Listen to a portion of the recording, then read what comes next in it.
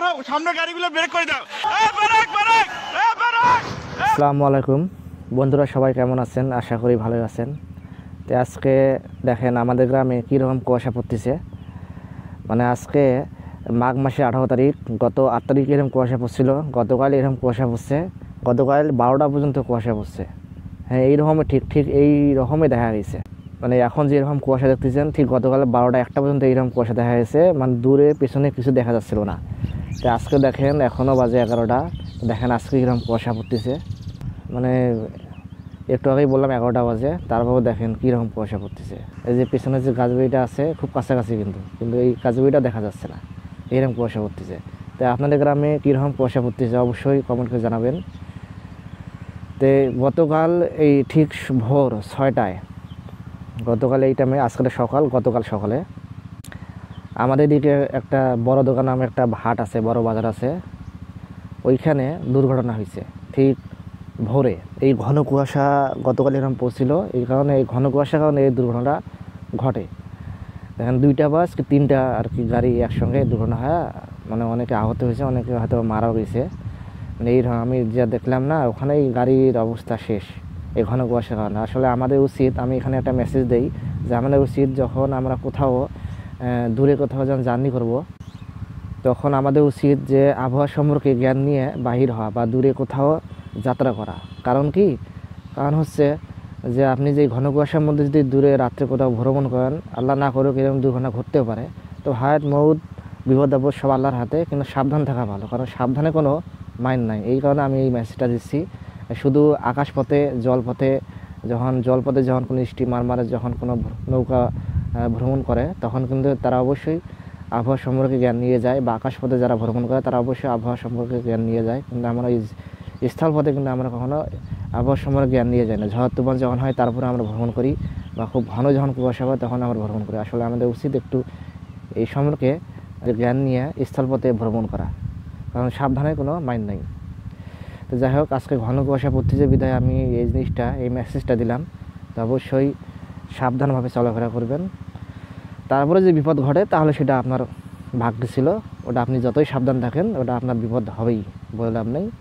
হ্যাঁ, তাছাড়াও গতকাল বড় দরকার ঘটনা ঘটছে, আর আজকে ঘটছে আমাদের মিঠাপুকুরে গড়ের মাথায়। 60টা গাড়ি, প্রথমে 2টি অ্যাক্সিডেন্ট হয়েছে, পরের বাসগুলো শুধু আসছে আর নাকে দিছে। মানে ভিডিওটা আমি সরাসরি দেখলাম। তো এই হলো অবস্থা আমাদের এই ঘন কুয়াশার কারণে এই দুর্ঘটনাগুলো ঘটতেছে। এই দূরের পথে যারা যাত্রা করবেন তাদেরকে অবশ্যই সাবধান থাকা উচিত, তা না হলে অবস্থা সর্বনাশ হয়ে যাবে।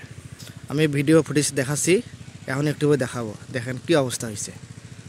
সবাই সাবধান আছে, এখানে দাঁড়াও, সামনে গাড়িগুলো ব্রেক করে দাও। আবার সঙ্গে সঙ্গে আরেকটা শ্যামলি গাড়ি এসে মেরে দিছে, ম্যামলি গাড়ি। Brake brake brake brake brake brake brake. ওরে বাবা রে, ওরে বাবা রে, থাম, ব্রেক ব্রেক ব্রেক। ওরে বাবা রে, ওরে বাবা রে, ওরে বাবা রে, ওরে বাবা রে, brake brake brake brake brake. ওরে বাবা রে, ওরে বাবা রে,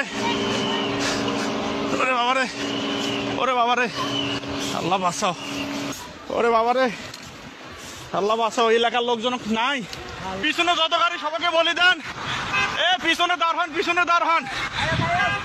1 2 3 4 5টা গাড়ি। ও বাবা, বারবার বলা দিচ্ছে আপনারা সবাই সরে যান, আপনারা কেউ ওখান থেকে সরতেছেন না। এখানে তো থাকাটা কত, ও আল্লাহ, আমরা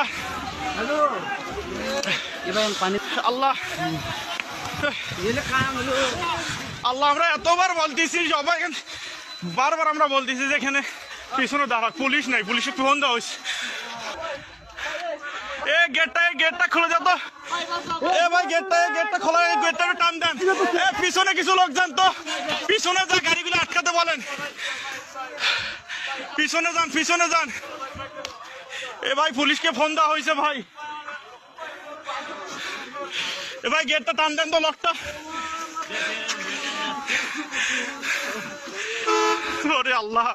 দেখলেন কি অবস্থা করছে। আপনারা তো স্বচোখেই দেখলেন যে শুধু একটার পর একটা বাস আসছে আর লাগাতেছে। তো এই হলো অবস্থা, ঘন কুয়াশার কারণে এই হলো অবস্থা। আল্লাহ সবাইকে রক্ষা করুক। যাই হোক, সবাই ভালো থাকবেন, আর অবশ্যই একটু আমাকে সাপোর্ট করিয়েন, আমার নতুন চ্যানেলে সাপোর্ট করিয়েন। আর আমি আর কি যেগুলো জিনিস প্রতিদিনের নিত্যদিনের মানে যে আর কি যেগুলো কাজ করি এগুলো শেয়ার করি আপনার সাথে, জাস্ট এইটুকুই, আর কিছু না। যাই হোক, সবাই ভালো থাকবেন। আসসালামু আলাইকুম রহমতুল্লাহ।